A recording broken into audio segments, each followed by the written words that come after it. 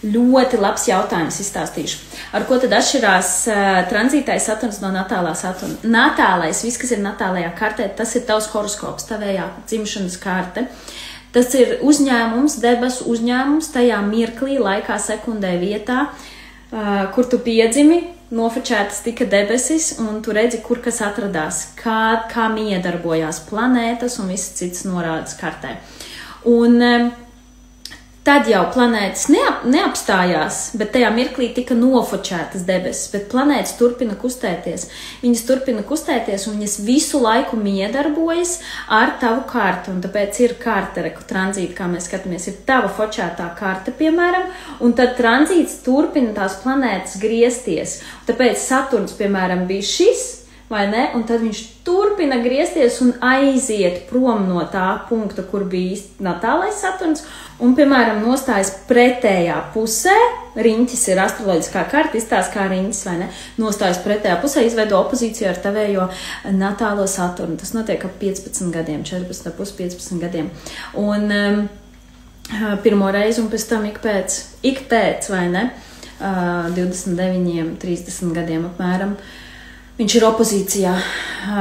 Tur mēs daudz ko skatāmies, vai ne? Tas nav tikai opozīcija, bet tas, ka Saturns, kamēr viņš kustās, viņš uzkāp virsū tiem punktiem, kur tev bija dzimšanas laikā kāda cita no tavām planētām, un tev nāk saturniskā mācība. Viss, kas ir debesīs, tātad tas uzņēmums, tavu natālā karta, tavs horoskops, ir tas, ar ko tu esi atnākusi uz šo te zemi, šajā dzīvē, šajā inkarnācijā.